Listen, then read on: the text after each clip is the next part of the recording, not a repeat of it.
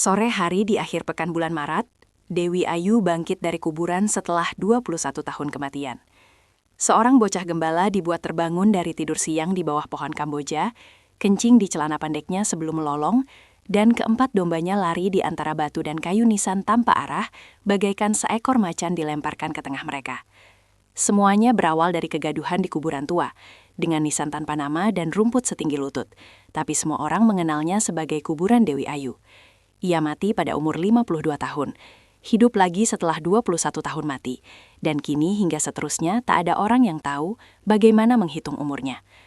Orang-orang dari kampung sekitar pemakaman datang ke kuburan tersebut begitu si bocah gembala memberitahu. Mereka bergerombol di balik belukar ceri dan jarak dan di kebun pisang, sambil menggulung ujung sarung, menggendong anak, menenteng sapu lidi, dan bahkan berlepotan lumpur sawah.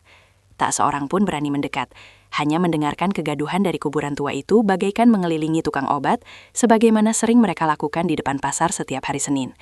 Menikmatinya penuh ketakjuban, tak peduli itu merupakan horor yang menakutkan seandainya mereka sendirian saja. Bahkan mereka berharap sedikit keajaiban daripada sekadar kegaduhan kuburan tua. Sebab perempuan di dalam tanah itu pernah jadi pelacur bagi orang-orang Jepang sejak masa perang. Dan para kiai selalu bilang bahwa orang-orang berlepotan dosa pasti memperoleh siksa kubur. Kegaduhan itu pasti berasal dari cambuk malaikat penyiksa. Dan mereka tampak bosan dan berharap sedikit keajaiban yang lain. Keajaiban, ia datang dalam bentuknya yang paling fantastis. Kuburan tua itu bergoyang, retak, dan tanahnya berhamburan bagaikan ditiup dari bawah, menimbulkan badai dan gempa kecil.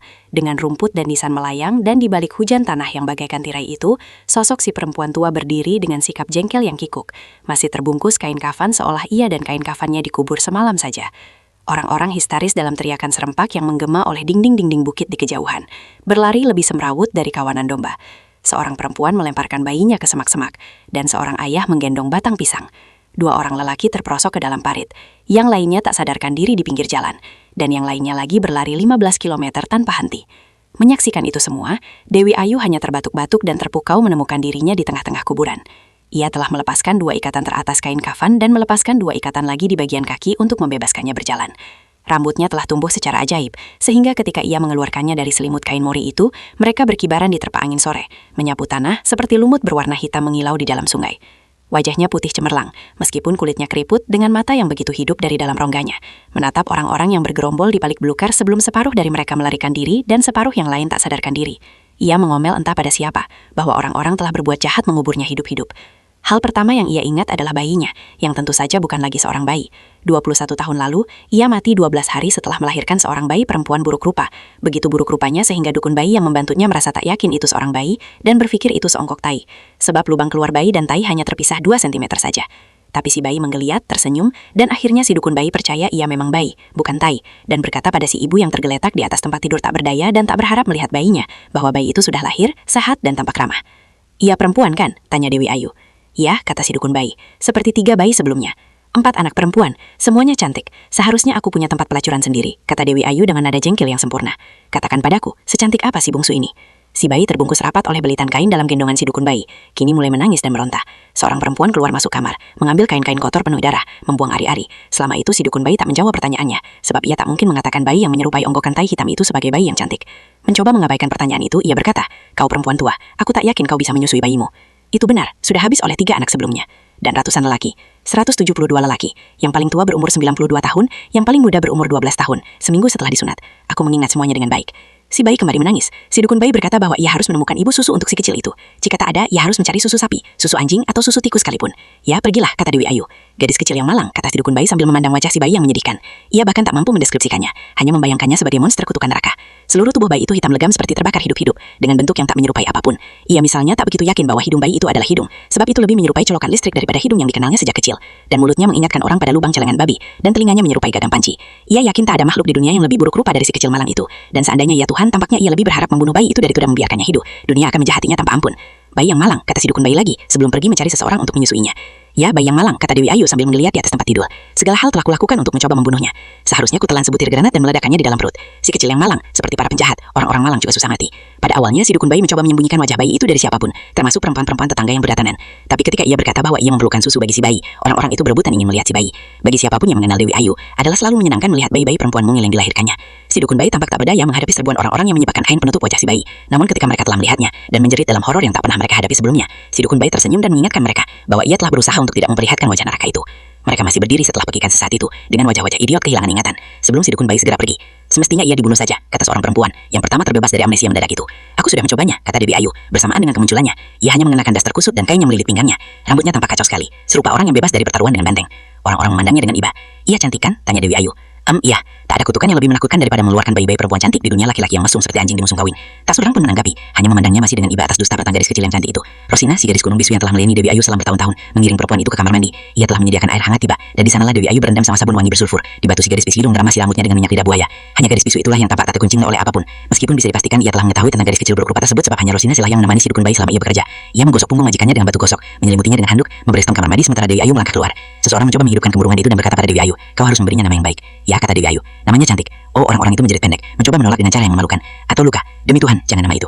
Kalau begitu, namanya cantik. Mereka memandang tak berdaya sebab Dewi Ayu telah melangkah masuk ke dalam kamarnya untuk berpakaian, kecuali memandang satu sama lain dengan sedih, membayangkan seorang gadis dengan colokan listrik di wajah yang si hitam belaka, kelak dipanggil oleh namanya cantik. Sebuah skandal memalukan. Bagaimanapun adalah benar Bapak Dewi Ayu telah berumur-umurnya. Ketika tahu bahwa ia bunting, tak peduli setengah abad ia telah hidup, pengalaman telah mengajarinya bahwa ia bunting lagi. Sebagaimana anak-anak yang lain, ia tak tahu siapa ayahnya, namun berbeda dengan yang lain, ia sama sekali tak mengharapkannya hidup. Maka ia menelan 5 butir paracetamol yang ia peroleh dari seorang menteri, diminumnya setengah liter soda, cukup untuk nyaris membuatnya mati. Tapi tidak bayi itu. Ternyata ia memikirkan cara lain, memanggil si dukun bayi yang telah mengeluarkan arak itu dari rahimnya, memintanya membunuh bayi itu dengan memasukkan tongkat kayu kecil ke dalam perut. Ia mengalami pendarahan selama 2 hari 2 malam. Kayu kecilnya keluar telah keping-keping, tapi Yui tetap tumbuh. Ia melakukan 6 cara lain untuk menaklukkan bayi itu. Semuanya sia-sia. Sebelum ia putus asa dan mengeluh, ia petarung sejati. Ia ingin memenangkan pertarungan yang tak pernah dimenangkan ibunya.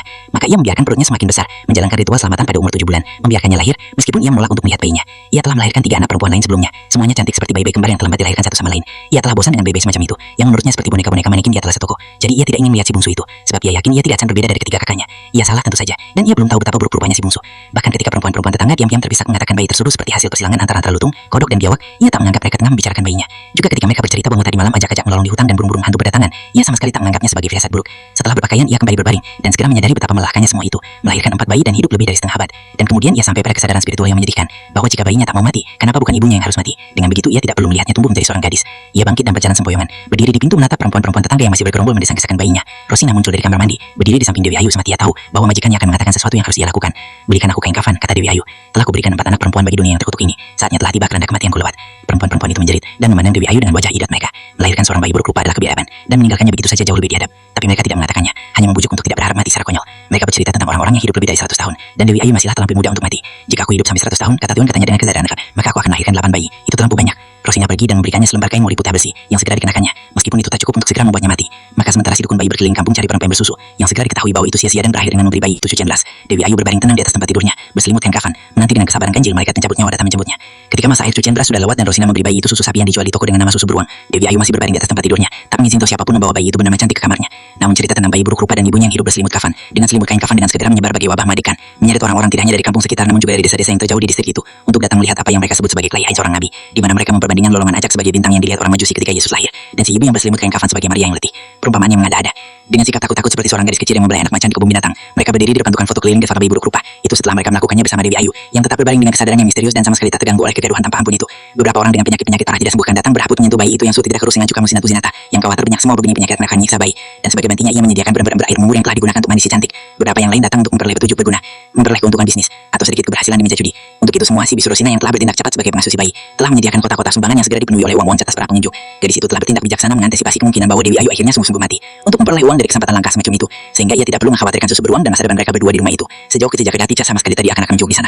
Namun dengan cepat kegaduhan itu harus segera berakhir. Secepat polisi-polisi datang bersama seorang kiai yang melihat semua itu sebagai bidah. Iya, kiai itu bahkan mulai menggerutu dan menyuruh Dewi Ayu menghentikan tindakan memalukannya itu, serta memaksa ia untuk menanggalkan kain kafan tersebut. "Karena kau meminta seorang pelacur membuka pakaiannya," kata Dewi Ayu dengan tatapan mengejek, "kau harus punya uang untuk membayarku." Si kiai segera berlalu, berdoa meminta ampun dan tak pernah datang lagi. Sekali lagi, hanya si gadis Rosina yang tak terguncang oleh kegilaan Dewi Ayu dalam bentuk apapun, dan tampaknya semakin jelas bahwa hanya gadis itulah yang bisa memahami dengan baik perempuan itu. Jauh sebelum ia mencoba membiru bayi di dalam kandungannya, Dewi Ayu telah berkata bahwa ia merasa bosan punya anak, dan Rosina tahu jika ia mengatakan itu, berarti Dewi Ayu bunting dan segera punya anak. Dan memang begitulah. Seandainya Dewi Ayu mengatakan hal itu pada perempuan-perempuan tetangga yang kegemaran berdesak-desaknya mengalahkan kebiasaan anjing-anjing melolong, mereka akan mencibir dalam senyum penuh ejekan dan berkata, "Itu semua kosong. Beruntulah jadi pelacur maka kau tak akan pernah bunting," kata mereka. "Ini hanya di antara kita," kata katakan hal itu pada pelacur lain, tapi tidak pada Dewi Ayu. Ia tak pernah menganggap ketiga, kini 4, anaknya sepada kutukan pelacuran. Jika mereka tak berayah, katanya, itu karena mereka sungguh-sungguh tak berayah. Bukan karena ayah tidak ada dikenal, dan apalagi bukankah ia tidak pernah pergi ke depan penghulu bersama seorang laki-laki. Ia bahkan lengah saya mereka sebagai anak-anak setan. Sebab setan tak kurang iseng daripada dewa dan Tuhan. Katanya, seperti Maria melahirkan anak Tuhan, dan kedua istri Bandung melahirkan anak-anak dewa.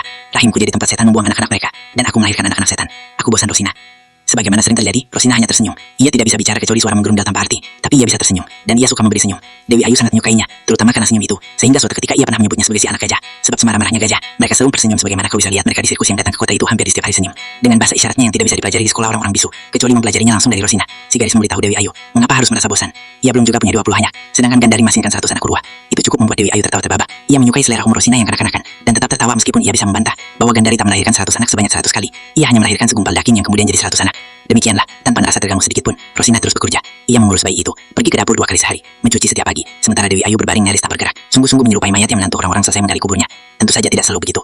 Jika ia lapar, ia bangun dan makan. Setiap pagi dan sore ia juga pergi ke kamar mandi. Tapi ia akan kembali menyelimuti dirinya dengan kain kafan, berbaring dengan sikap tegak lurus dan kedua tangan diletakkan di atas perutnya. Matanya terpejam, dan bibirnya bahkan sedikit tersenyum. Ada beberapa tetangga yang mencoba mengintipnya dari jendela terbuka. Rosina berulang kali mencoba mengusirnya, namun selalu tak berhasil, dan orang-orang itu akan bertanya, mengapa ia tidak memilih untuk bunuh diri saja. Di luar kebiasaannya yang selalu menjawab dengan kalimat sarkasme, Dewi Ayu tetap tidak berak. Ketika ia menuju ke kematian akhirnya datang, pada hari ke-12 kelahiran si cantik yang buruk. Rosina memandangnya dengan tatapan mengejek, seolah hendak berkata, "Betapa cengengnya kau, membuat semua orang berharap memukulmu." Ia mengusir si cengeng itu untuk memberitahu orang-orang bahwa Dewi Ayu telah mati. Tak perlu kain kafan, sebab ia telah membelinya 12 hari yang lalu. Tak perlu memandikannya, sebab ia telah mandi sendiri. Ia bahkan telah mengawetkan tubuhnya sendiri. Jika bisa, kata Rosina dengan isyarat pada seorang imam masjid terdekat, ia berencana menyembahyangkan dirinya sendiri.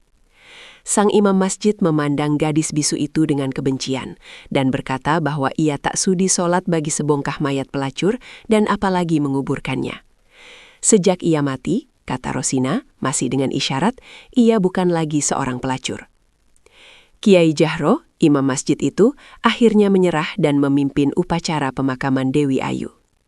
Sampai kematiannya yang tak diyakini banyak orang akan datang secepat itu, ia sungguh-sungguh tak pernah melihat si bayi.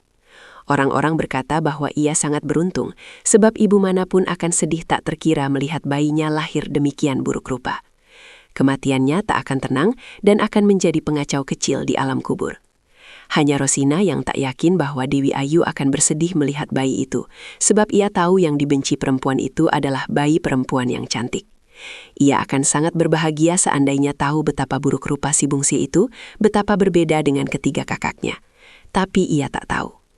Hanya karena si gadis bisu nyaris selalu patuh pada majikannya, maka selama sisa hari-hari menjelang kematiannya, ia pun tak memaksakan diri untuk memperlihatkan si kecil kepada ibunya.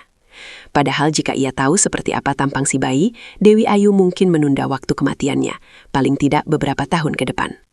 Omong kosong, kematian itu urusan Tuhan, kata Kiai Jahro. Ia ingin mati sejak 12 hari lalu dan ia mati, gerak tangan Rosina berkata, mewarisi kekeras-kepalaan majikannya. Atas wasiat si orang mati, Rosina kini menjadi wali bagi si bayi malang. Ia pulalah yang kemudian menyibukkan diri dalam satu usaha sia-sia mengirim telegram ke 3 anak Dewi Ayu bahwa ibu mereka mati, dikubur di pemakaman umum Budi Dharma. Tak satu pun di antara mereka datang, dan upacara pemakaman dilakukan esok paginya dengan kemeriahan yang tak tersaingi bertahun-tahun setelah dan sebelumnya di kota itu. Terutama hampir semua lelaki yang pernah tidur dengan sang pelacur melepas kepergiannya dengan kecupan ringan di kuncup bunga melati yang mereka lemparkan di sepanjang jalan keranda kematiannya lewat. Dan para istri lelaki-lelaki itu, atau kekasih mereka, juga berjejalan sepanjang jalan di belakang pantat mereka, memandang dengan kecemburuan yang tersisa, sebab mereka yakin orang-orang mesum itu masih akan berebut seandainya diberi kesempatan menidurinya kembali. Tak peduli Dewi Ayu telah jadi sebongkah mayat. Rosina berjalan di belakang keranda yang dibawa 4 lelaki kampung. Si bayi tertidur pulas di pelukannya, dilindungi ujung kerudung hitam yang dikenakannya. Seorang perempuan si cengeng itu berjalan di sampingnya dengan sekeranjang kelopak bunga. Rosina meraih bunga-bunga itu, melemparkannya ke udara beserta uang-uang logam yang segera menjadi rebutan anak-anak kecil yang berlari di bawah keranda, terjungkal ke selokan, atau terinjak para pengiring jenazah yang mendendangkan syalawat Nabi. Ia dikubur di satu sudut bersama kuburan orang-orang celaka lainnya. Itulah kesepakatan Kiai Jahro dan penggali kubur. Di sana permadi kubur kubur perompak jahat dari masa kolonial, juga seorang pembunuh gila, dan beberapa orang komunis, dan kini seorang pelacur. Orang-orang celaka itu dipercaya tak akan mati dengan tenang, kuburan mereka akan ribut oleh siksa kubur, dan adalah bijaksana menjauhkannya dari kuburan orang-orang soleh, yang ingin mati dengan tenang, digerogoti cacing, dan membusuk dengan tenang, dan bercinta dengan para bidadari tanpa keributan. Secepat upacara yang meriah itu selesai, secepat itu pula orang-orang melupakan Dewi Ayu. Sejak hari itu, bahkan tidak pula Rosina dan si cantik, tak seorang pun datang ke kuburannya. Membiarkannya porak-poranda dilanda badai laut, ditumpuki sampah daun kamboja, dan ditumbuhi rumput gajah liar. Hanya Rosina yang punya alasan meyakinkan mengapa ia tak membersihkan kuburan Dewi Ayu. Sebab kita hanya membersihkan kuburan orang mati, katanya pada si bayi burak rupa, dengan isyarat dan tentunya tak dimengerti si bayi. Mungkin benar bahwa Rosina memiliki kemampuan untuk mengenali hal-hal yang akan terjadi di masa datang. Sedikit kemampuan yang diwariskan dari orang-orang bijak di masa lalu. Ia datang pertama kali bersama ayahnya yang tua dan menderita oleh rematik parah, seorang penambang sari di gunung, sewaktu ia masih berumur 14 tahun, 5 tahun lalu. Mereka muncul di kamar Dewi Ayu di rumah pelacuran nama Kalong. Perawannya si pelacur sama sekali tak tertarik dengan si kecil-kecil, melainkan pada ayahnya, seorang lelaki tua dengan hidung menyerupai paruh kakak tua, berambut keriting keperakan, kulitnya yang keriput sekelap tembaga, dan terutama cara berjalannya yang sangat hati-hati. Soal semua tuang belurnya akan lepas berhamburan gitu yang katanya sedikit saja. Dewi Ayu segera mengenalinya dan berkata, "Kau ketagihan Pak Koba," katanya. "Kita bercinta 2 malam lalu." Lelaki itu tersenyum bulu. "Bagianku kecil hampir sepadan kasihnya dan angguk. Aku ingin mati di pelukanmu," katanya. "Aku tak akan membayarmu, tapi kuberikan anak bisu ini, ya anakku."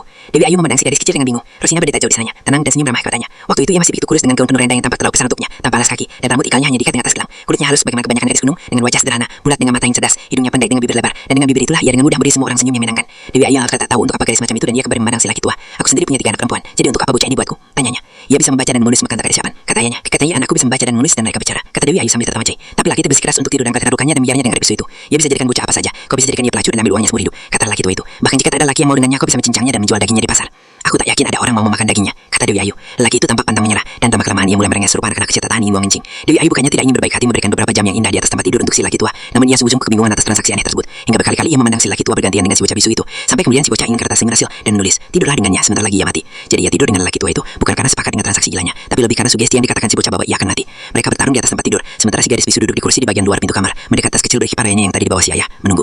Kenyataannya, Dewi Ayu tak memerlukan waktu yang begitu lama, dan sejujurnya ia mengaku tak merasakan apapun kecuali sesuatu yang menggelikan di tengah selangkangannya, seperti seekor capung mencakar lubang budal, kata si pelacur. Lelaki itu menyerangnya dengan ganas, nyaris tanpa basa-basi, seolah satu batalion tentara Belanda tengah mendekat dengan misi menghancurkan mereka. Digerak dan melupakan rematiknya. Ketuk kesakraannya segera berbuah ketika ia melengkuh pendek dengan tubuh mengentak. Awalnya Dewi Ayu menganggapnya sebagai hentakan seorang lelaki yang memuntahkan isi buah pilirnya, tapi ternyata lebih dari itu. Si lelaki tua juga memuntahkan nyawanya. Ia mati tergeletak dalam pelukannya dengan tombak masih teracung basah. Mereka menguburnya secara diam-diam di satu sudut sebab Dewi Ayu telah juga dikuburkan. Meskipun tak pernah membersihkan kuburan majikannya, Rosina selalu menyempatkan diri mengunjungi kuburan ayahnya di setiap akhir bulan puasa, menyangi rumputnya dan berdoa dengan tak yakin. Dewi Ayu membawa pulang gadis bisu itu, bukan karena gadis itu sebagai pembayaran malam yang menyedihkan tersebut, tapi karena si bisu itu tak lagi punya ayah dan tak ada ibu, dan tak ada sanak famili yang lain pula. Paling tidak pikirnya ketika itu, ia bisa menjadi temannya di rumah, mencari kutu di rambut setiap sore, menunggu rumah sementara ia pergi ke rumah pelacuran. Di luar dugaannya, Rosina sama sekali tak menemukan rumah yang ribut, melainkan sebuah rumah sederhana yang begitu hening. Cat temboknya berwarna krem, dan tampaknya tak pernah dicat kembali selama bertahun-tahun. Kaca yang berdebu, tirai yang lapuk, bahkan dapurnya nyaris tak pernah dipakai kecuali untuk masak secari kopi. Satu-satunya yang tampak terurus hanyalah kamar mandi dengan bak besar yang ditiru dari bak mandi orang-orang Jepang, serta kamar tidur si tuan rumah. Beberapa hari pertama di rumah tersebut, Rosina menampakkan dirinya sebagai gadis yang layak untuk dibawa pulang dan dipertahankan. Sementara Dewi Ayu pergi sepanjang siang, Rosina mencat rumah, membersihkan lantai dan menggosok kaca jendela dengan serbuk kerja yang ia peroleh dari tempat tukang kayu, mengganti tirai dan mulai membereskan halaman yang segera ditumbuhi berbagai bunga.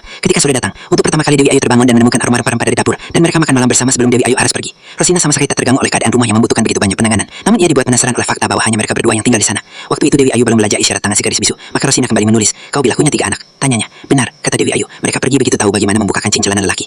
Rosina segera mengenali kembali kalimatnya itu ketika beberapa tahun setelahnya Dewi Ayu berkata bahwa ia tak ingin lagi bunting, padahal ia telah bunting, dan bilang bahwa ia bosan punya anak. Mereka sering bercakap-cakap di sore hari, duduk di pintu dapur sambil memandang ayam-ayam yang mulai dipelihara Rosina mengais-ngais tanah, dan seperti seorang Syahrazadi, Dewi Ayu mengisahkan begitu banyak cerita fantastis. Sebagian besar merupakan kisah tentang gadis-gadis cantik yang pernah dilahirkannya.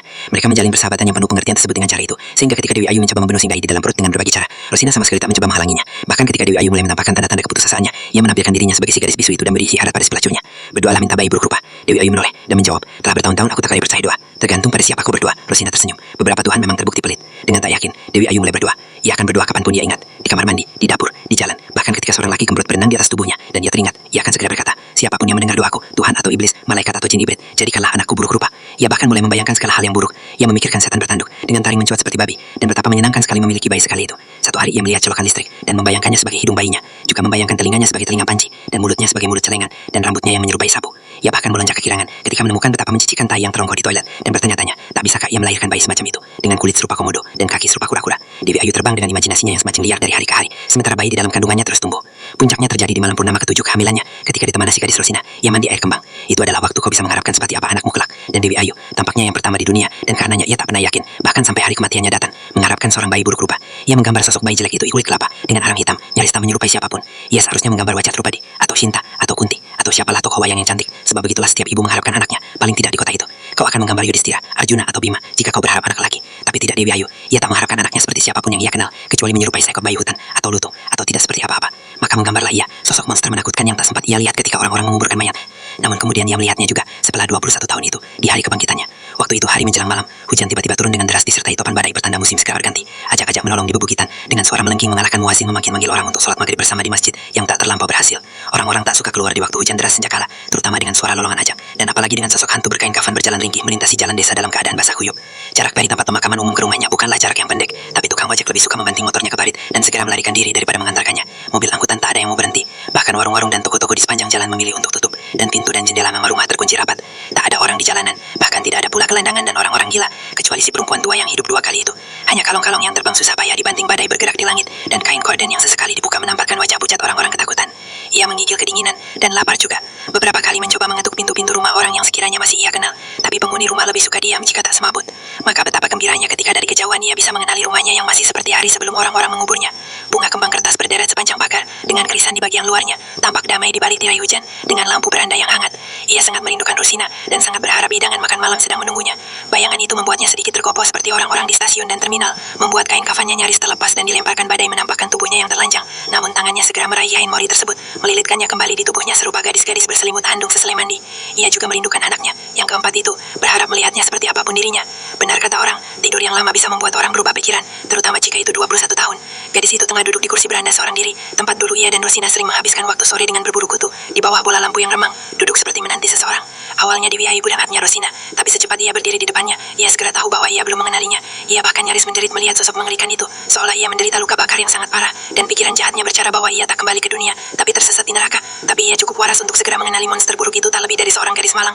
Ia bahkan bersyukur akhirnya menemukan manusia yang tak lari melihat perempuan tua berselimut kain kafan melintas di tengah hujan deras. Tentu saja ia belum tahu itu anaknya, sebagaimana ia belum tahu 21 tahun telah berlalu. Maka untuk menuntaskan semua kebingungannya, Dewi Ayu mencoba menyapa gadis itu. "Ini rumahku," katanya menjelaskan. "Siapa namamu?" "Cantik." Ia sungguh-sungguh meledak dalam tawa yang kurang ajar, sebelum segera berhenti dan memahami segala sesuatunya.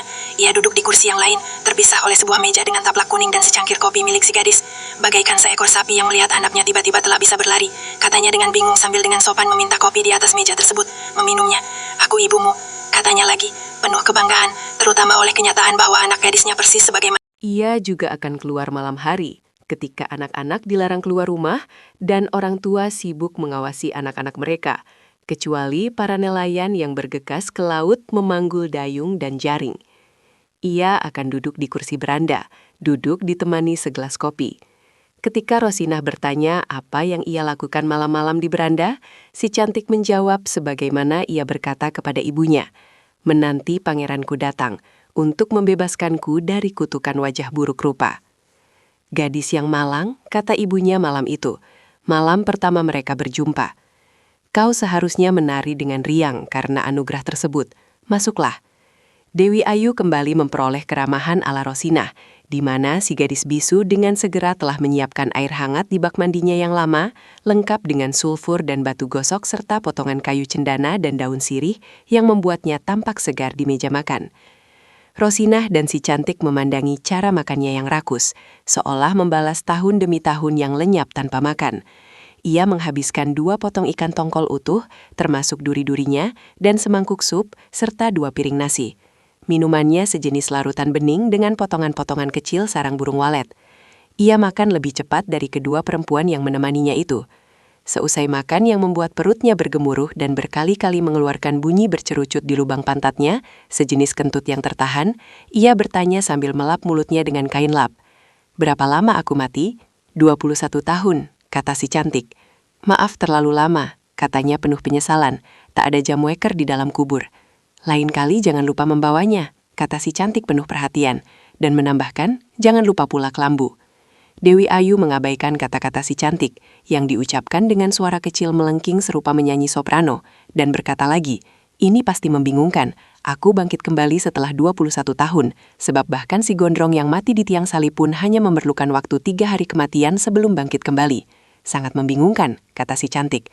"Lain kali kirim dulu telegram sebelum datang." Bagaimanapun ia tak bisa mengabaikan suara tersebut. Setelah lama memikirkannya, Dewi Ayu mulai merasakan nada permusuhan dalam komentar-komentar anak gadisnya. Ia memandang ke arahnya, tapi bahkan si gadis buruk rupa itu memberinya senyum.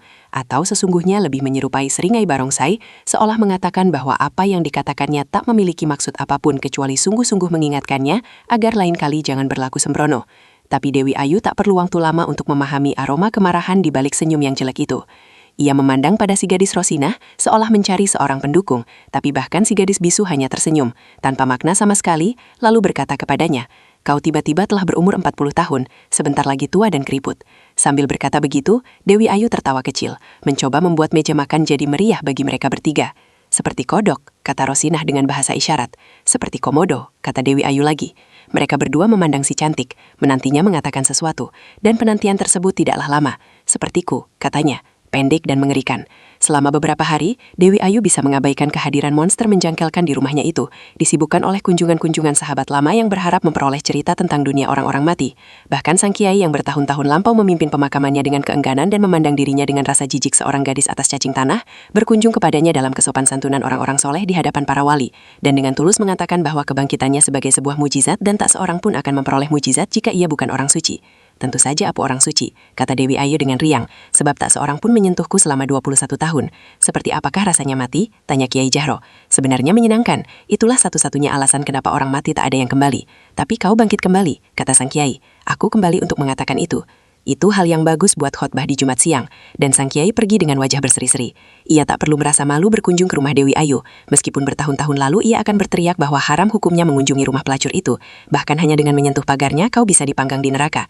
Sebab sebagaimana dikatakan perempuan itu, ia bukan lagi seorang pelacur setelah 21 tahun tak disentuh siapapun. Dan percayalah, kini dan seterusnya tak ada seorang pun mau menyentuhnya lagi. Yang paling menderita dari semua keributan tentang perempuan tua yang bangkit dari kematiannya, tak lain adalah si cantik yang harus mengunci dirinya di kamar. Beruntunglah bahwa kunjungan-kunjungan mereka tak pernah lebih lama dari beberapa menit, sebab orang-orang itu akan segera merasakan teror mengerikan dari pintu kamar yang tertutup. Angin yang jahat, hitam dan mengerikan serasa menerpa mereka, dengan bau asing yang memualkan, meluncur dari celah-celah pintu dan lubang kunci serta kisi-kisi, dingin menusuk jauh bahkan sampai sumsum tulang belulang mereka. Banyak orang belum pernah melihat si cantik, kecuali ketika ia masih kecil saat orang-orang membantu ibunya melahirkan, dan saat si dukun bayi berkeliling kampung mencari ibu susuan. Tapi gambaran itu cukup untuk membuat bulu kuduk berdiri dan sekujur tubuh gemetaran begitu mata membentur pintu kamar yang mereka percayai bahwa di sanalah monster itu tinggal. Begitu aroma jahat yang dibawa angin sampai di ujung hidung mereka dan bunyi keheningan ribut di telinga mereka. Itu adalah waktu mulut mereka mengeluarkan kata-kata basa-basi dan melupakan keinginan mereka untuk mendengar apapun dari Dewi Ayu yang menakjubkan. Orang-orang akan segera berdiri setelah dipaksa meminum setengah gelas teh pahit dan pamit pulang untuk bercerita pada orang-orang. "Sebesar apapun rasa penasaranmu pada Dewi Ayu yang bangkit dari kematiannya," kata mereka setelah kunjungan yang penuh teror tersebut pada siapapun, "kusarankan untuk tak masuk rumahnya. Kenapa? Kau akan mati di teror rasa takut yang datang dari dirimu sendiri." Ketika orang-orang tak lagi berkunjung, Dewi Ayu mulai merasakan keganjilan-keganjilan dari si cantik. Di luar kebiasaannya untuk duduk di beranda menunggu pangeran tampan dan meramal nasib melalui bintang-bintang. Di tengah malam ia mendengar keributan dari kamar tidurnya, membuatnya turun dari tempat tidur dan berjalan dalam gelap menuju pintu kamar tidur si cantik. Keributan itu begitu nyata maka ia berdiri di depan pintu dengan penuh keraguan dan semakin kebingungan oleh suara-suara yang muncul dari mulut si gadis buruk rupa itu. Ia masih berdiri tanpa keinginan membuka pintu sampai Rosinah muncul dengan lampu senter menerpa wajah majikannya. "Aku mengenal baik suara-suara gaduh ini," kata Dewi Ayu setengah berbisik pada Rosinah. Rosinah mengangguk mengiyakan. "Ini suara orang bercinta di atas tempat tidur," kata Dewi Ayu lagi. Rosinah kembali mengangguk. Pertanyaannya, dengan siapa ia bercinta? Atau siapa yang mau bercinta dengannya? Rosinah menggeleng. "Ia tak bercinta dengan siapapun. Atau ia bercinta dengan seseorang. Tapi kau tak akan tahu, sebab kau tak akan melihatnya." Dewi Ayu tampak terpesona dengan ketidakkecuhan si gadis bisu itu. Membuatnya teringat pada tahun-tahun kegilaan di mana hanya gadis itulah yang memahami dirinya. Mereka duduk berdua di dapur, malam itu, di depan tungku yang masih dipergunakan sejak kematiannya, menjerang air dan menunggunya panas untuk secangkir kopi, dan dengan hanya diterangi cahaya dari api yang menyala memakan ujung kayu bakar kering berupa potongan-potongan ranting pohon coklat serta dahan kelapa kering dan serabut buahnya. Mereka berbincang-bincang sebagaimana dulu sering mereka lakukan. "Apakah kau mengajarinya?" "Apa?" tanya Rosinah. "Hanya bentuk mulut tanpa suara." "Masturbasi." Rosinah menggeleng. "Si cantik tidak masturbasi. Ia bercinta dengan seseorang, tapi kau tak tahu siapa." "Mengapa?" "Sebab aku tak tahu." Rosinah menggeleng. Ia bercerita mengenai semua keajaiban tersebut, bahwa ketika ia masih kecil, gadis itu bicara tanpa seorang pun mengajarinya. Ia bahkan mulai membaca dan menulis pada umur 6 tahun. Rosinah akhirnya tak pernah mengajarinya apapun, karena bahkan ia mulai bisa melakukan melakukan banyak hal yang Rosina sendiri tak bisa. Menyulam pada umur 9 tahun, menjahit pada umur 11 tahun. Dan jangan tanya ia bisa memasak makanan apapun yang kau inginkan. Seseorang pasti mengajarinya, kata Dewi Ayu dengan bingung. Tapi tak seorang pun datang ke rumah ini, kata Rosinah dengan isyarat. Aku tak peduli dengan cara apa ia datang, atau dengan cara bagaimana ia datang tanpa kau dan aku tahu. Tapi ia datang dan mengajarinya segala hal. Dan bahkan ia mengajarinya bercinta. Ia datang dan mereka bercinta. Rumah ini berhantu. Rosinah tak pernah berpikir bahwa rumah ini berhantu. Namun Dewi Ayu memiliki alasan untuk percaya bahwa rumah ini berhantu. Tapi itu hal lain. Dewi Ayu tak ingin mengatakan apapun tentang itu pada Rosinah. Paling tidak malam itu, ia berdiri dan segera pergi kembali ke tempat tidurnya, melupakan air yang dijerang dan cangkir berisi kopi. Perempuan tua itu di hari-hari berikutnya mencoba memata-matai si garis buruk rupa untuk penjelasan paling masuk akal atas segala keajaibannya, sebab ia tak ingin percaya bahwa hantulah yang melakukan semuanya, meskipun hantu itu sungguh-sungguh ada di rumahnya. Suatu pagi ia dan Rosinah menemukan seorang lelaki tua duduk di depan tungku yang menyala, menggigil kedinginan oleh hawa pagi. Ia berpenampilan serupa gerilyawan, dengan rambut yang kacau balau, gimbal dengan ikat kepala dari janur kuning layu. Gambaran itu dipertegas oleh wajah yang tirus, seperti kelaparan selama bertahun-tahun, serta pakaian gelap yang dipenuhi noda lumpur dan darah kering, dan bahkan ada belati kecil terayun-ayun di pinggangnya, terikat pada sabuk kulit. Ia mengenakan sepatu serupa milik pasukan Gurkhas masa perang, tak lalu kebesaran untuk kakinya. Siapa kau? Tanya Dewi Ayu. Panggil aku Shodancho, kata si lelaki tua. Aku kedinginan, izinkanlah sejenak di depan tungkumu. Rosinah menilainya dengan sedikit rasional. Mungkin ia benar-benar seorang Shodancho, di masa lalu memimpin sebuah shodan, mungkin di Thailand Halimunda, dan ia memberontak pada Jepang sebelum melarikan diri ke hutan. Ia mungkin terjebak di sana selama bertahun-tahun, dan tak pernah tahu bahwa Jepang dan Belanda telah lama pergi dan kita punya republik dengan bendera dan lagu kebangsaan sendiri. Rosinah memberinya sarapan pagi dengan pandangan penuh rasa haru, sedikit penghormatan yang berlebihan, tapi Dewi Ayu memandangnya dengan sedikit kecurigaan, bertanya-tanya apakah ia pangeran yang ditunggu anak gadisnya setiap malam, dan boleh jadi lelaki inilah yang mengajarinya bercinta. Lelaki itu tampaknya lebih dari 70 tahun, telah impoten bertahun-tahun lalu, dan dengan begitu Dewi Ayu menepis kisaran buruknya. Ia bahkan mengundangnya untuk tinggal di rumah itu, sebab masih ada kamar kosong, dan lelaki itu tampaknya telah kehilangan hubungan dengan dunia yang sesungguhnya. Sang Shodanchu yang memang kebingungan dengan keadaan dirinya, menurut, itu adalah hari Selasa, 3 bulan setelah kebangkitan Dewi Ayu dari kematian, hari ketika mereka menemukan si cantik terkapar di kamarnya dalam keadaan menyedihkan. Ibunya dibantu Rosinah mencoba membantunya berdiri, membaringkannya di atas tempat tidur. Sang Shodanchu tiba-tiba muncul di belakang mereka dan berkata, lihat perutnya, ia hamil, hampir 3 bulan. Dengan tak percaya Dewi Ayu memandang si cantik dengan tatapan yang bukan lagi menampilkan kebingungan namun kemarahan yang tidak terkendali oleh ketidaktahuannya, lalu bertanya, dengan cara apa kau hamil? Seperti bagaimana kau hamil 4 kali, kata si cantik, buka pakaian dan bercinta dengan lelaki. Ia juga akan keluar malam hari ketika anak-anak dilarang keluar rumah dan orang tua sibuk mengawasi anak-anak mereka, kecuali para nelayan yang bergegas ke laut memanggul dayung dan jaring. Ia akan duduk di kursi beranda, duduk ditemani segelas kopi. Ketika Rosinah bertanya apa yang ia lakukan malam-malam di beranda, si cantik menjawab sebagaimana ia berkata kepada ibunya, menanti pangeranku datang untuk membebaskanku dari kutukan wajah buruk rupa. Gadis yang malang, kata ibunya malam itu, malam pertama mereka berjumpa. Kau seharusnya menari dengan riang karena anugerah tersebut. Masuklah. Dewi Ayu kembali memperoleh keramahan ala Rosinah, di mana si gadis bisu dengan segera telah menyiapkan air hangat di bak mandinya yang lama, lengkap dengan sulfur dan batu gosok serta potongan kayu cendana dan daun sirih yang membuatnya tampak segar di meja makan. Rosinah dan si cantik memandangi cara makannya yang rakus, seolah membalas tahun demi tahun yang lenyap tanpa makan. Ia menghabiskan 2 potong ikan tongkol utuh, termasuk duri-durinya, dan semangkuk sup, serta 2 piring nasi. Minumannya sejenis larutan bening dengan potongan-potongan kecil sarang burung walet. Ia makan lebih cepat dari kedua perempuan yang menemaninya itu. Seusai makan yang membuat perutnya bergemuruh dan berkali-kali mengeluarkan bunyi bercerucut di lubang pantatnya, sejenis kentut yang tertahan, ia bertanya sambil melap mulutnya dengan kain lap. Berapa lama aku mati? 21 tahun, kata si cantik. Maaf terlalu lama, katanya penuh penyesalan. Tak ada jam weker di dalam kubur. Lain kali jangan lupa membawanya, kata si cantik penuh perhatian, dan menambahkan, jangan lupa pula kelambu. Dewi Ayu mengabaikan kata-kata si cantik, yang diucapkan dengan suara kecil melengking serupa menyanyi soprano, dan berkata lagi, ini pasti membingungkan, aku bangkit kembali setelah 21 tahun, sebab bahkan si gondrong yang mati di tiang salib pun hanya memerlukan waktu 3 hari kematian sebelum bangkit kembali. Sangat membingungkan, kata si cantik. Lain kali kirim dulu telegram sebelum datang. Bagaimanapun, ia tak bisa mengabaikan suara tersebut. Setelah lama memikirkannya, Dewi Ayu mulai merasa